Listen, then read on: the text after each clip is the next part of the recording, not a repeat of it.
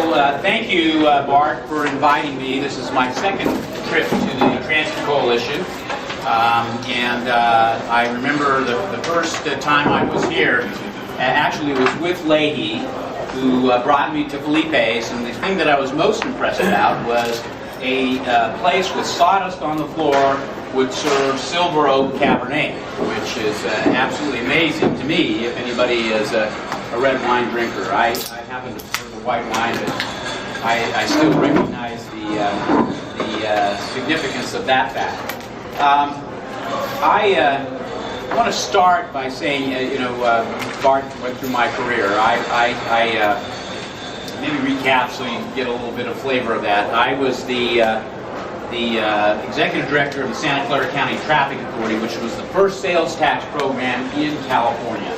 And so it was extremely important from the standpoint of establishing how we do business as sales tax counties or self-help counties.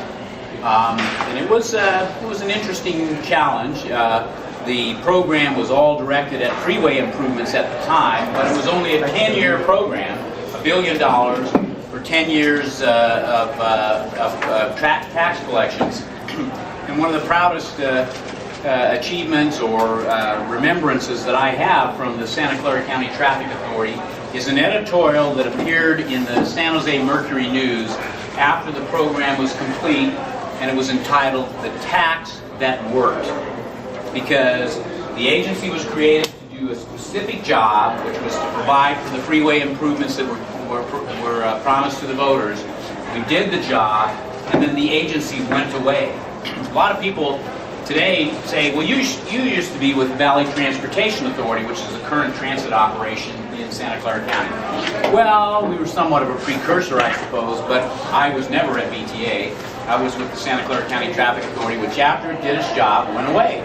And I always thought that was pretty cool. A governmental agency that was given a specific amount of revenue, did its job, met its commitment to the voters, and then ceased to exist. We never hired more than 6 permanent people in that job. We hired more than 350 consultants and worked with Caltrans to get all of the work done, which was, I thought pretty amazing. So I was very proud of that effort, and frankly, I don't think it's ever been duplicated in terms of how it was run across the state. To put this into perspective, between 1990 and today, 50% of the infrastructure improvements in California have been paid for by self-help counties. There are 19 counties in place today, and they are responsible for more than 50% of the transportation investment in the state of California. So you got to think, what would happen, or where would we be if we didn't have that kind of engagement of local agencies in the process?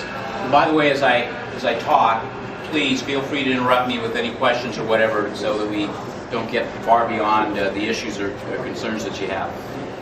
Yeah? Were those mainly bond measures then? They were not bond measures, they were sales tax programs. Most of those counties have actually issued debt against the sales tax revenues, but they're sales tax revenue programs. So in other words, the source of money is a half-cent sales tax, or in LA's case, they now have I think it's a 1.5 cents of sales tax, 2 cents or 1 cent of which is in perpetuity. Most of the programs have a timeline.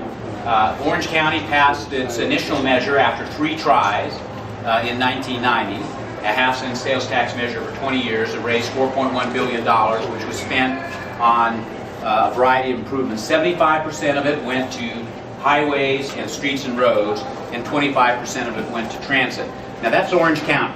So in Los Angeles, you see the programs that have been put in place, and they're primarily focused on transit. It depends on the area that you live in terms of how these dollars get spent. And then in 2006, largely because of the success we had in the delivery of the first measure, we went back to the voters in Orange County and said, how about re-upping for 30 years to do another chunk of improvements? And we got 70% of the vote in conservative Orange County, people supporting an extension of the sales tax, and I think that's pretty remarkable. nonetheless, now we're looking at 30 more years of improvements that we can make. Same split of the dollars. It's 75% for highways and streets and roads, and 25% for transit, which primarily relates to rail improvements. But in addition, there's an interesting program that's been incorporated into the measure, and that is the Environmental Mitigation Program, which provides approximately $250 million that goes to the preservation, the purchase and preservation of open space.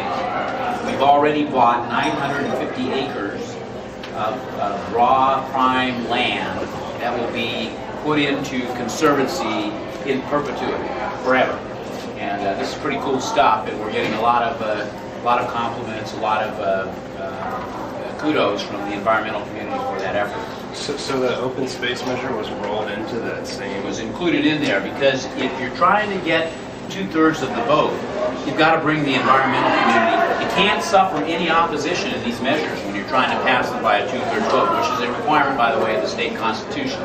So that's absolutely essential. What's the percentage of funds that go to open space preservation? Well, we're going to collect $15.5 billion, and 250 million of it is dedicated. So it's a relatively small amount from a percentage perspective, but it's still a significant amount when you talk about going out and buying big chunks of land.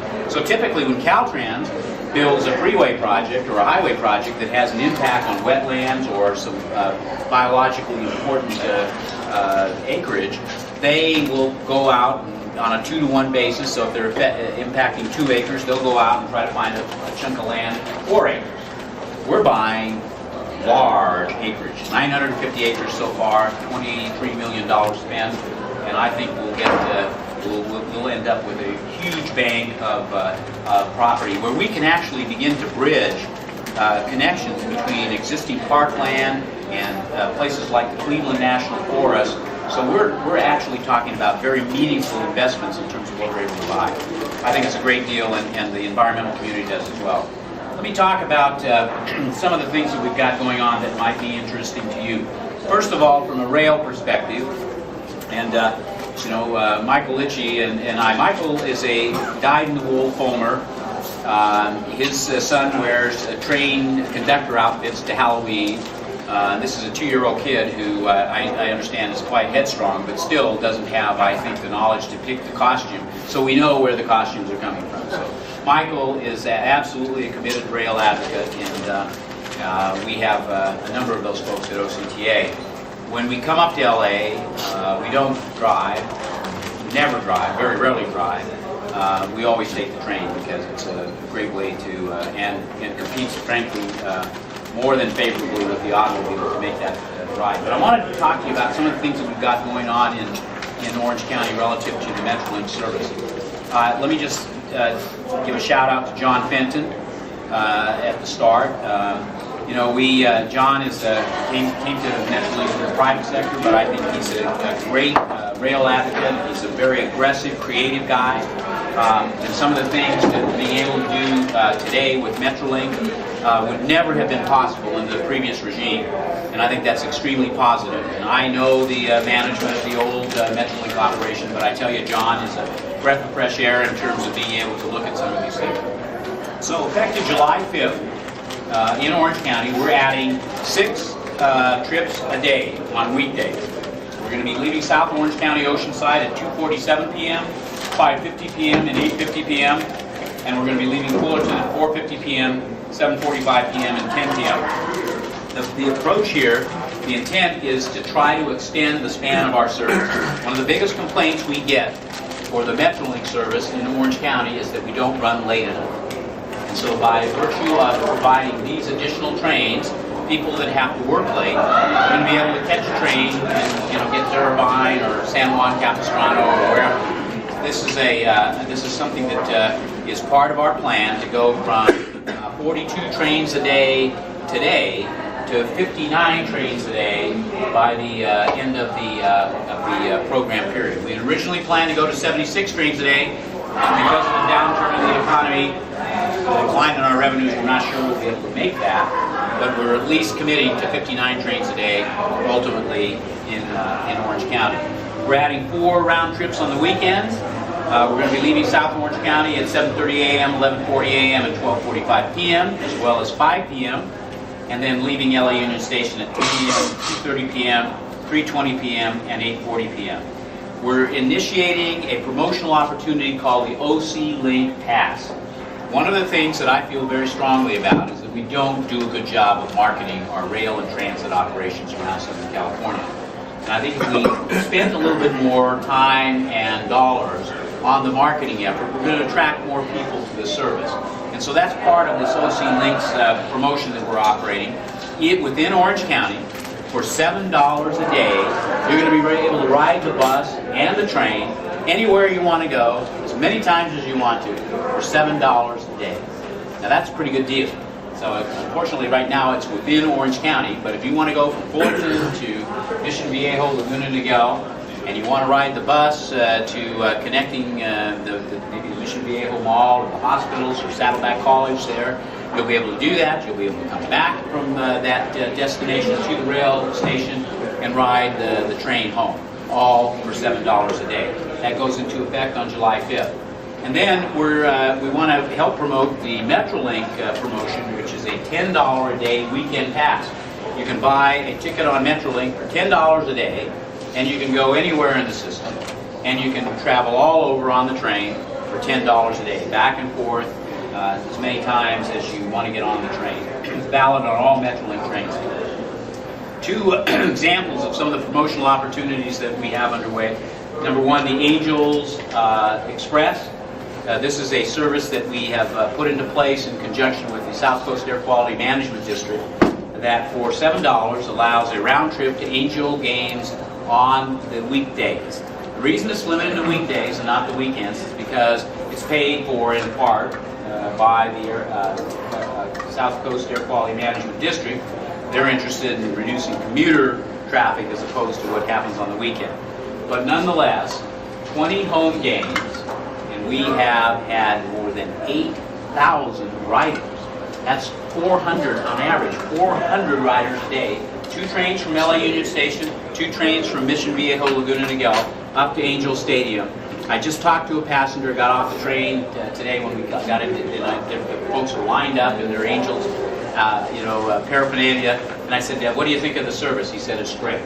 It's terrific. This was a young fellow. By the way, let me just comment, it's very impressive to see all the young people here. Some of us gray hairs have been in the business for a long time, but see, yeah, there you go.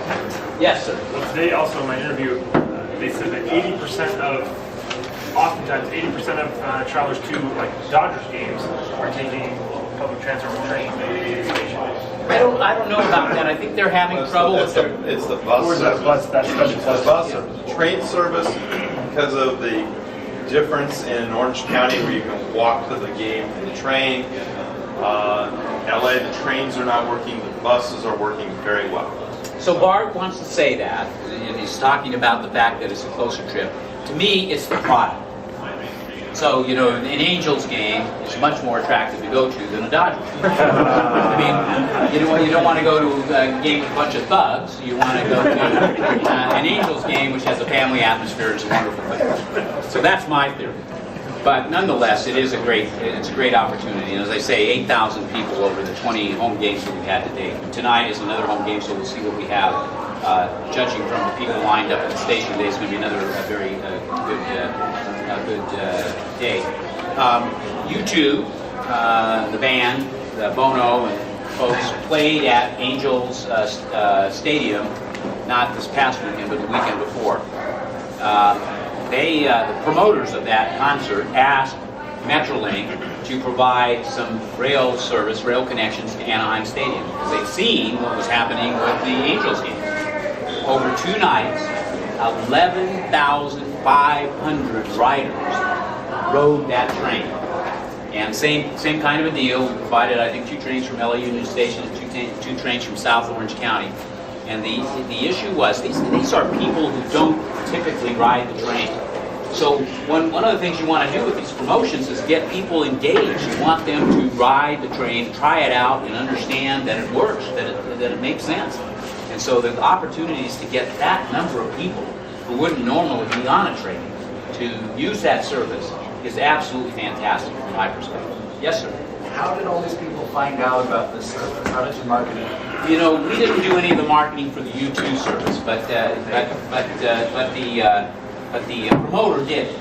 And so people got the word, and we ended up having to put on extra trains. When I say we, it was Metrolink. They had to actually put on extra cars for the train concerts. It was absolutely amazing.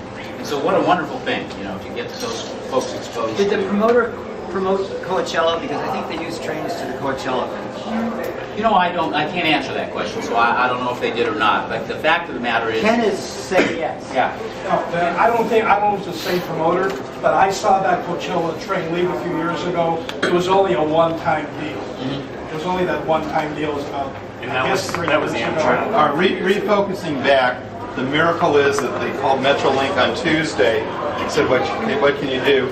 And on Friday and Saturday, they ran 11-car trains to take care of all the riders to come back home. And it was because of the cooperation of Kempton and OCTA that this happened. I mean, the Angels is now a concert venue. Not only is it the ballpark, but it's a safe concert venue. Some of my friends, Jay Furman took his 2 kids to the U2 concert. They absolutely loved the train. It was like the best thing. I mean, it's like the biggest social change that, I mean, how can anybody tell about going to a concert on a train? I mean, in Los Angeles. And we're not talking about Metro Rail, but actual commuter train. So this is It's huge. historic. It really is. Thank you, Bart, for that. I will tell you, one of the things, it's fun to be a CEO from time to time, because when we first put the Angels Express service in place, it was a $7 fare, and I said, that's too much for kids. So I directed our staff to work with Metrolink to reduce that. So kids under 5 ride free, and kids between 5 and 18 ride for $4.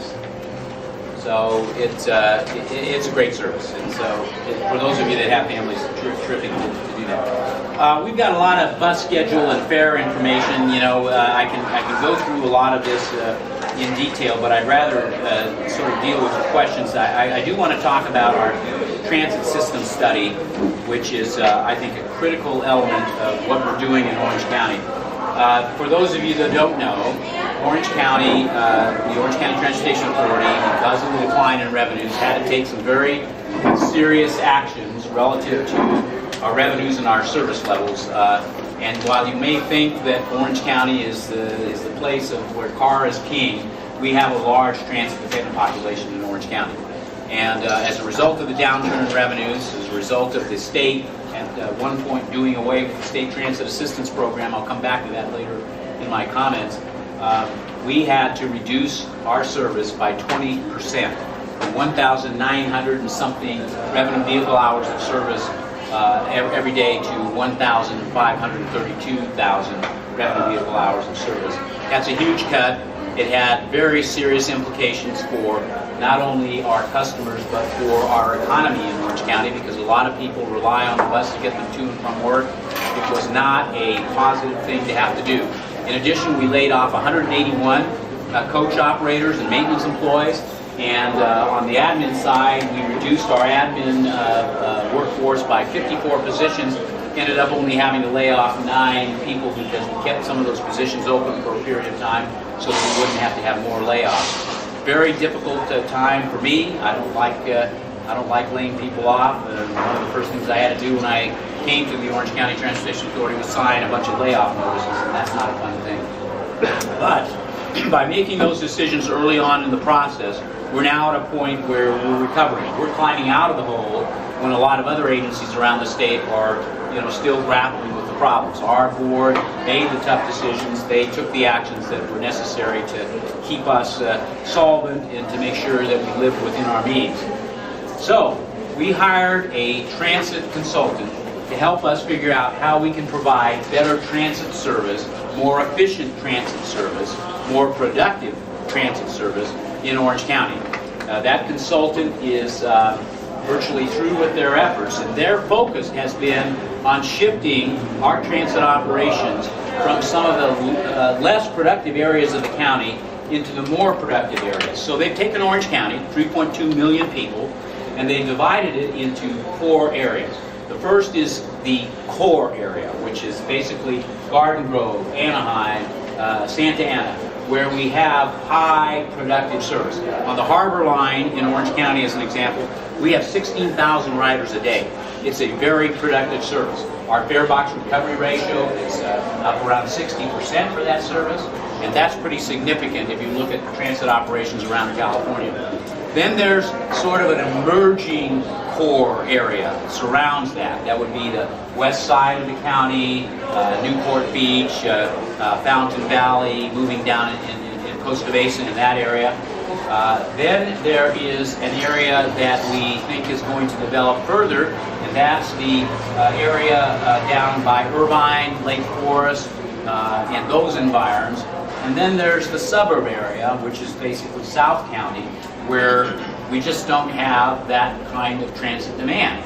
We have a lot of access demand, which is our term for paratransit, where we have a responsibility to provide service to the disabled community, but nowhere near the productivity that you have in the core area.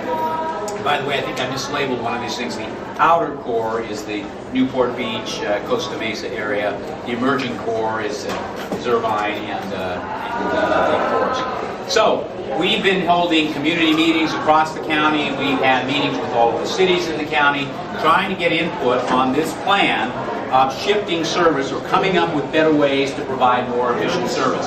And I think that's absolutely critical for us to be able to do our job. However, the proposals made by the consultant are pretty draconian in terms of the shift of service from some of the more suburban areas to the core area. It's going to be wonderful to say, okay, let's just provide transit in the area where it's going to pay more for itself. Well, what about that disabled person that lives in Rancho Santa Margarita and needs to get to their job center in Mission Viejo, and we're not providing any transit service there? So we know the recommendations that the consultant has made, we're going to have to deal with that from a staff perspective. We're going to have to massage those recommendations, recognizing that the basic premise is solid, that we're going to try to make our service more productive. But there have got to be different ways that we can do business. Why do we have to operate 40-foot buses on the 82 line in South County when there are only 2 or 3 or 5 people on that, even during the peak? Why don't we put a van in, the smaller vehicles that we have using the access service, or even absolutely a van pool kind of an operation? Why don't we do deviated fixed route service where we would actually go to where the market demand is and try to figure out how we can provide transit service there? So I think there are a number of options that we can take into account and look at to try to improve our transit operations and make it more responsive to the needs as well. Vitally concerned and sensitive to the demands of our disabled population. Right now, as you probably know, transit service to the disabled is a function of where you provide your current fixed route service. It's within a mileage basis of those lines. So we've got to be very careful that if we eliminate service, we're not taking away the lifeline service. It's essential for some of these people that rely on us for their mobility in Orange County. So huge challenges there. We're moving through that process. I think we've gotten good input and valuable information from our consultant. But we're going to have to take that and massage that. And our board, believe me, it's not a rubber stamp board. They will be heavily engaged in the ultimate decisions as to how we end up providing transit service. My hope is that we will be able to provide a more productive service, that we'll be able to maintain a level of service that serves our transit demand in Orange County, and that maybe we can save a few bucks in the process that will allow us to invest in expanded service throughout the county. So I wanted you to be aware of that. Talk about the OC Fare Express as another promotional opportunity. In the past, we used to provide bus service to the Orange County Fair. The fair runs end of July to end of August, something in that time frame. And it was a well-utilized service.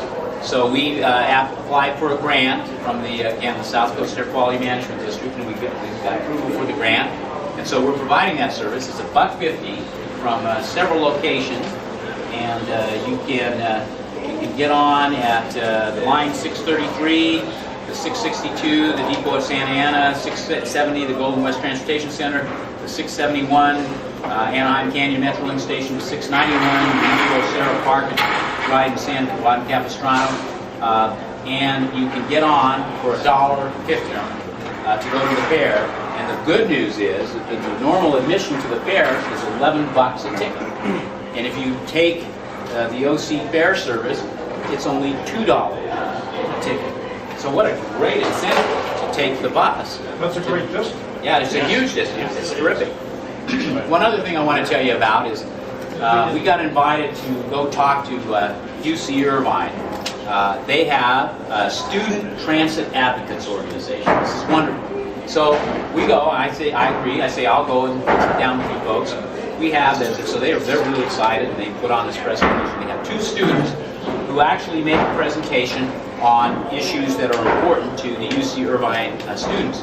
One of them is a bus that would operate between the UC Irvine campus and the Spectrum shopping area, as well as over to the Metrolink station in Irvine. So we listened to this kid, not older than some of the others of you in this room, and he's got all the facts.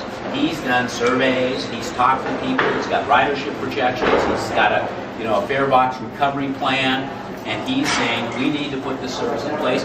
And lo and behold, we can do this with a single bus operating at $67,000 on the weekends, so that students will have a way, without getting into their cars and getting over to the Spectrum and connecting to the Irvine station.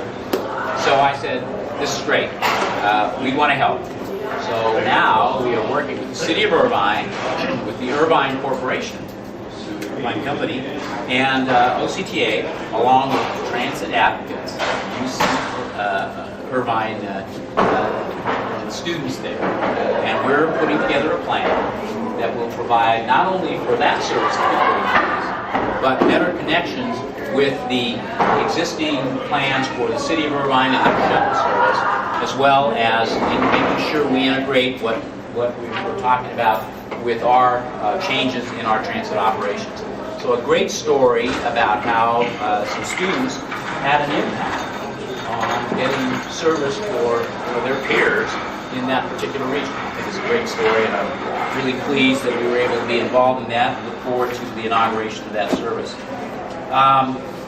With that, I did say I wanted to talk about the state budget and the state transit assistance program. That's vital to us in Orange County. The State Transit Assistance Program is a program that is in place in state government that provides operating support for transit throughout California. It's been at varying levels over the years, but lately it's been running at about, I would say, $350 million a year statewide. Our share of that total has been about $19.25 million a year for Orange County. It's essential that we have that support to be able to operate our transit system. If we lose that money, our transit system is in trouble. And we will be looking at additional cuts in service, and we'll be looking at additional layoffs and all the attendant impacts of that loss of revenue. I'm pleased to say that the budget to date, and I got information just this afternoon on the trip down, the budget that's going to be presented to Governor Brown, evidently tomorrow or the next day, an all-Democratic budget, by the way, no Republican votes, will in fact include $415 million for the State Transit Assistance Program, which means that our share will go up to about $24 million to allow us to continue to provide the level of service that we currently have in operation. Moreover, if that level of support continues, we'll see maybe some opportunities to expand a little bit as well. So that's very good news and very surprising to me, frankly, from the standpoint of the current budget situation. But I think it speaks well of the governor that he's and I've known Jerry Brown since his days in the 70s and 80s. I used to work for Adriana Gianturco, who was his director of transportation. Probably means nothing to your younger people, but your older folks will remember Adriana. Nonetheless, I think it speaks well of the governor that he's committed to continue to support transit, and also the Democratic members of the legislature in terms of their commitment to supporting transit. So that's very, very good news. We're concerned about what's happening at the federal level because I think it's an absolute absolute certainty that we will see a lower level of funding of some nature for the federal support for transportation across the board. We'll see how it works out. I know that Senator Boxer will be looking to try to retain or sustain the existing level of funding, but Chairman Mike on the House Transportation and Infrastructure side has indicated that we're probably going to go back to 2008, maybe even 2006 levels of funding from the federal perspective. So that will have an impact on us, not as immediate as the loss of state transit assistance would hurt us, but certainly over the long term it's a problem we'll have to reckon with. So Bart, that's a little bit about what we've got going on in Orange County. Very proud of our organization. We've survived I think the worst of the recession. We've managed through it. We've got some great people that continue to provide good service to our residents. Let me close on a final note. One of the things that's very troubling to me, when I ran Caltrans, and I had 22,000 employees and a $14.5 billion budget. We're a little bit smaller now, 1,600 employees and a $1.1 billion budget. But nonetheless, we have great people. There are great people at Caltrans. There are great people at Riverside County Transportation Commission. There are great people in LA-MTA. Maybe not Leahy, but It's on film. It's on film. I love our league. And you give him $100. By the way, you're the USC grad. My condolences. You know, Mr. Leahy, if he were here, he would have arranged for somebody to call him just so his phone would go off and the ringtone plays the USC fight song, which is absolutely disgusting. Nonetheless, I have to say we have great public employees in this state.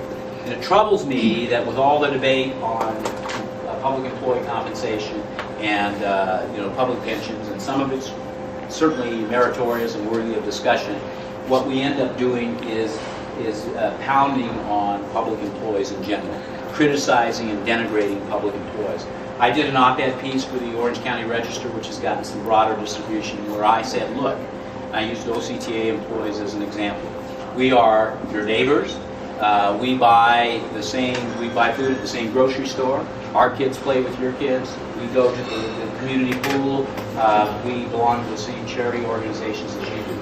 And you shouldn't be denigrating public employees because they are providing a service. So if you want to talk about this other stuff, that's fine. But remember that we have a great group of public employees. I know we do in Orange County. I know we have across the state. And I think we need to focus the discussion where it needs to be focused on reform, but not attacking our employees. And I think that op-ed piece has been well received and it's received some broader distribution. So I just wanted to close on that point. With that, I'm happy to answer any questions. All right. We'll start here with. Yes. I'm sorry. Dana. I got to remember your name. So Dana. All right, Dana. Your first question. Have you heard anything about the Pacific Electric light rail? I haven't heard that much locally in the last month or two. For anybody who doesn't know, the Pacific Electric line. By the way, this is an interesting point. If you take an old map, and I have one of the old Pacific Electric line, the system, and you overlay today's modern freeway system on that, it perfectly duplicates all of the lines on the old Pacific Electric line. So you can go back to all these conspiracy theories about Goodrich and all of the tire companies and the automobiling, Firestone. Thank you. There you go. And all of the stories behind that of how these people plotted to get rid of the private transit operations here in Southern California. We do have one line that's been retained in Orange County. It runs basically from Santa Ana through Garden Grove into Los Angeles County. The Southern California Association of Governments is currently doing a study on that. In fact, I think they had a community meeting today or it's tomorrow where people are providing input. There are essentially 4 options that they're looking at. They're looking at the possibility of essentially a park bike setting with bike trails and things in there. They're looking at a roadway option. They're looking at something on the order of a light rail option. And believe it or not, we're continuing to look at a maglev, what they call a slow maglev kind of a system in there. One of the cities, La Mirada? No, that would be LA County. Yeah, in the LA County, because this is LA Oh, that's right, and all LA. of the cities Right. in Orange County as well. think the city of La Mirada has just this idea that this should be a maglev operation. Now, not to mention the fact that it's going to cost an extensive amount of money. I'm not casting a value judgment on it. I have no dog in this fight, but it's still very expensive to do that. I think there are some other options that would be more palatable from the standpoint of the cost and potentially the impact. Cerritos. Is it Cerritos? Okay. It's Cerritos. I'm thinking of the name of the guy, but Yeah. just as a side point, the maglev aficionados, a couple of them were involved in Cerritos, and they were running the whole maglev world emulates out of Cerritos. So the West Santa Ana branch has got to be maglev. It's because of these guys. Whether it's a good technology, they're a technology rather than a route. So it's an odd way of doing transit. I think the good news is it's still potentially a viable transportation corridor, and the fact that we've been able to protect that right-of-way is positive. You know, a connection from central Orange County all the way to LAX or something along those lines makes a lot of sense. And it may be one of the few options we have for light rail transit service in Orange County after the demise of the center line. So, who knows? We'll see. It's ongoing. Can't make a decision for you there, but We may talk about the Sarah line might be like another generation, so the economy may be ready for it. Who knows? Huge loss. I wasn't here, and I so I really can't speak to all of the politics and everything. But I thought that was a huge loss, particularly since it served the airport. Yes. Yeah, It was Bruce Barrows. That's the name. that's the guy. That's the Cerritos. City of Cerritos is currently the mayor. Not speaking ill of Mr. Barrows. Hey, it's on tape. We love Bruce Barrows. He's a great guy. Push it back here. And Yeah. laser. When did you do that editorial approximately? I would say 3 weeks ago. I can certainly provide it to Bart. And Yeah. if you put it in your Transit Coalition newsletter, that would be great. Or a link to it? Yeah, a link, something like that. We can do that. Yeah, it's really. I thought it needed to be said, so I'll send it to you. One other thing, this goes back a little bit with you and Art Lane. He issued a joint letter Yes. about using the high-speed roads in LA and Anaheim. Was it LA and Anaheim or LA and Santa Ana? I don't remember. But any follow-up on that joint letter? Absolutely.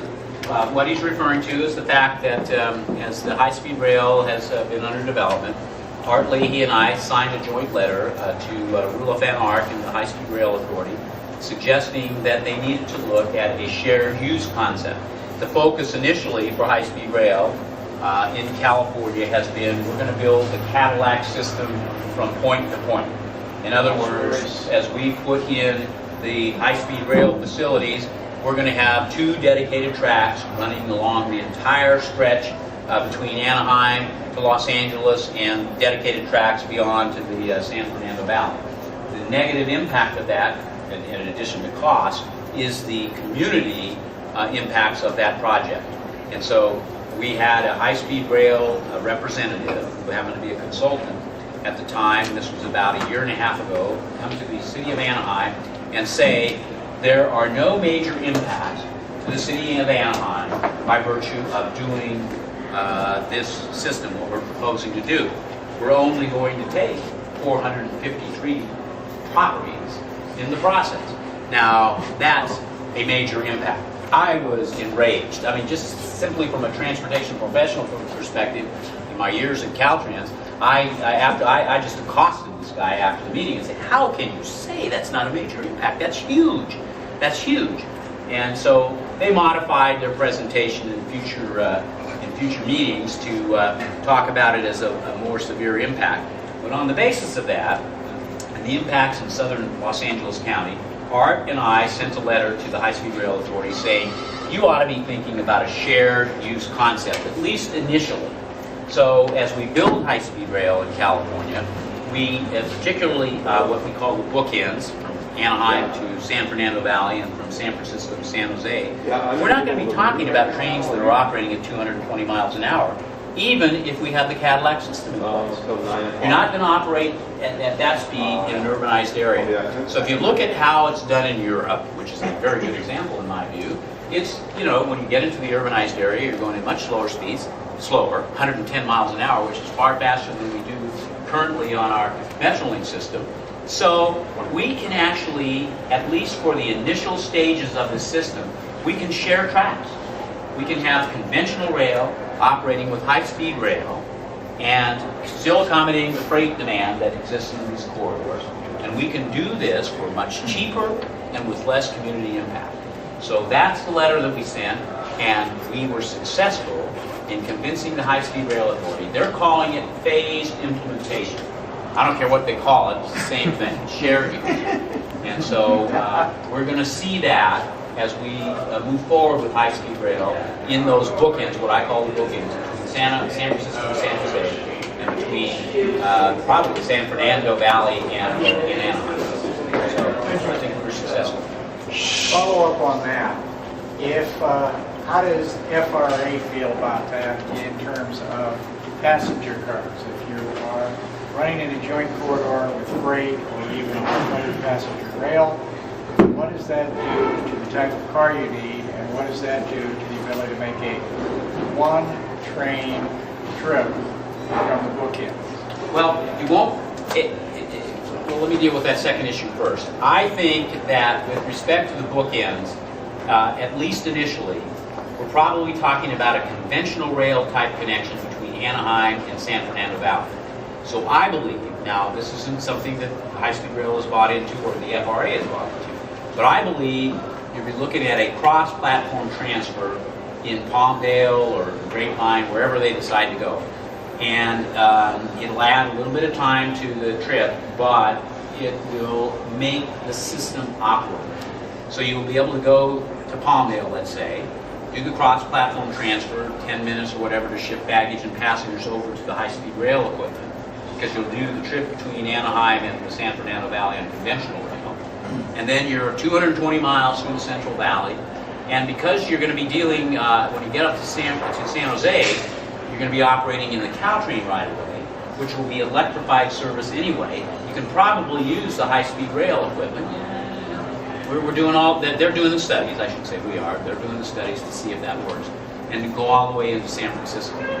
So, but that's a way to get the system in place. If you can make a rail trip from Anaheim to Los Angeles in 3 hours and 15 minutes, even with that cross-platform transfer, that's a great deal. And I will tell you that'll be a successful operation. I agree with everything you said.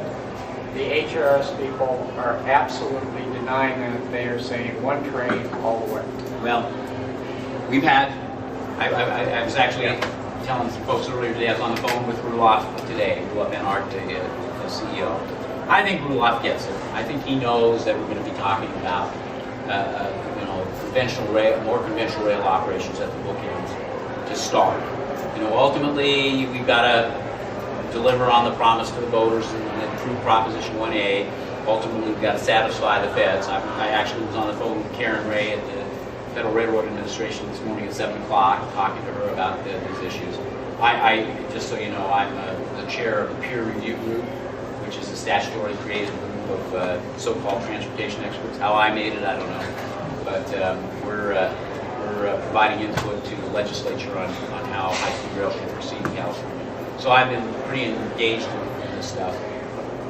I'm very concerned about the status of high-speed rail. I think we are at a critical juncture, as the legislative analysts said in their report. We've got to answer some questions pretty fast, and we've got to work pretty hard to keep the system going. But the vision is there, and you see what's going on in other nations around the world. You see what the Chinese are doing, what the Russians are doing, what India is doing, and we run the risk of becoming the United Kingdom of the 21st century if we don't get on the stick. Over here, any questions? Kirk? Yeah, I believe I heard that there's some, that the Riverside County Transportation Commission has some unused slots on the Lausanne corridor that could potentially be worked out with a deal with OCTA to extend the Fullerton trains to Los Angeles. Well, they do have track rights north of Fullerton, Fullerton to LA. So they are a player in all of this, but they're very concerned about ultimately the service to Paris in their region. And I have a high regard for Ann Mayer, who's my counterpart at the Riverside County Transportation Commission. She's petitioned to become a member of the Low-Sand Board of Directors because of those track rights. Orange County supports that. We don't have a problem with it. We think that we need to have all the players at the table. But I think they're going to be pretty jealously guarding those rights with respect to their service. Once their service is taken care of, I think they'll be more amenable to it. The idea was you would pay for the trains until they had the money to pay for their trains, and by that time they might have additional rights due to the projects that are being built on the Low-Sand segment. Yeah, that's what Michael Litchie, I think I introduced Michael earlier. Yeah, I was just curious what the follow-up on that was. The spot, so most people probably know north of Fullerton, the track is owned by BNSF, so Metrolink can only operate there in a certain number of slots that have been negotiated. The issue right now is that we can't get any more slots to run more Orange County line trains to LA until the completion of the triple track project that BNSF is working on, Caltrans is helping to fund. So once that project is complete, there will be additional slots, and we're going through negotiations right now actually to determine how many of those would be assigned to RCTC to run 91 line trains or their future Paris Valley line trains versus Orange County line trains. But currently, we don't have any additional slots. We're actually lucky the Angels train is actually an additional train running on the BNSF, but it's considered a special, and so we were lucky to get that. And by the way, BNSF has been pretty cooperative with respect to passenger rail operations. By the way, for you young people, Michael Litchie is a recent graduate of Cal State San Jose, California State University in San Jose, the Mineta Transportation Institute, the master's degree in transportation management, and he was the valedictorian of the class, appropriately representing OCTA in the ceremony which was held just last weekend. So congratulations to Michael. Appreciate that. Yeah. And he knows everything about rail. This as long as he wasn't exposed to Rod Deardommer's stuff. Yeah, he was. So I'm a daily commuter. I work in Irvine and I live in LA County, and I get out of work at 5:30. So the Metrolink trains to LA don't run later than that. Yeah. Now the program enhancements are going to get me to Fullerton and at a later time. So I'm going to be able to take the train to Fullerton and then transfer to the 91 train up to LA. I believe I wrote an email to OCTA about this service. So you have the 213 line, which is your express line that runs on the 55 freeway. It goes from Irvine up to Brea, but it uses the 55 freeway HOV lane, so it's an express line. Right. The last train going northbound, last bus going northbound gets to Fullerton Station at 6:41. It's a scheduled time to get there. Right. That's a time that the 91 line train from Riverside to LA gets to Fullerton. The problem with that is that one, the 213 line bus is usually late, and two, which means you miss your connection to the Metrolink train, and two, the Metrolink train sometimes they run 5 minutes earlier, or they get to their stations a little bit earlier. So even if the bus does get there on time, you still miss your connection. And I mean, you know, as a rider, I mean, you can't really get at all the issues here and there, but I mean, that's something that I see as very key. I mean, just coordinating with Metrolink to get your bus to get there a little earlier to make that very vital connection is something that should be looked at. Let me ask you to email me with that information. Okay. So I can make sure it gets into our transit system study. Right. And we're aware of that connection. One of the things that the consultant has sort of recommended is getting away from the inter-county connections, which I don't agree with. Right. But those kinds of connections and better service, better coordination with our rail operation and transit is absolutely critical. So I appreciate the input. Give me an email with that, please, and I'll make sure it gets into it. Right. Thank you. We've got about 4 more minutes of questions. If he walks out at 10 after, he'll make his 8:30 train promptly. Are you taking the 8:30 train? Kirk? All right, so Kirk's going to come with you guys too. Okay, great. But okay, next question is... Yes, sir. So, read your buses every now and then when I go down to Orange County, and one of the things I noticed about you have the stop announcement system, but it only announces the major stops. So anything in between, it's like, you know, it's a guessing game. It's almost as if like it's okay if you're getting off at a major stop, but if you're trying to get anywhere in between, it's still playing a guessing game, especially at night because your windows are tinted and I can't see where I am. So I was wondering, is there anything that in the future where you can actually add those stops in between? Because I know it's not like a technological limitation because other agencies do that. Yeah. Well, I don't know the answer to that. Let me talk to our bus folks, and I don't know if we can program more information into the system so it announces the other stops, and maybe we can. Let me just say a couple of things. First of all, and I don't mean to deviate from your question there, so I will ask that. I will ask about that. But aren't our buses clean? I mean, they are gleaming. I am so proud. Right? If you go to our bus bases, and you can eat off the floor. I mean, they are so absolutely immaculate. I can tell you, our folks do such a great job of keeping these buses clean. They're white, gleaming. You know, the chrome is polished. They're washed on a regular basis, unlike what you have to deal with here in the Los Angeles area, where you can't even see out the window because it's all scratched up. I mean, the fact of the matter is, our transit service in Orange County is really pretty spectacular from a standpoint of that sort of deal. The other thing that I want to talk about is we have many transit operations in Southern California. We've got the tap card fare system here in Los Angeles. We've got the Compass fare card system in San Diego. There's really been no integration with these services. How do we become interoperable? This is an issue that we're working on from a rail perspective, and Art and I have been sort of leading the charge on that. I want to see if there's a way that we can start to make all of the fare systems for bus operations interoperable, including Metrolink, by the way. And we're initiating a process to do just that, where we're going to be working with a lot of the transit agencies around Southern California, including MTA, the San Diego folks, and others, to begin to explore a process that we laid out. I got a report today, laid out a timeline of about 2014, where we think we might be able to have an interoperable system in place in all of Southern California.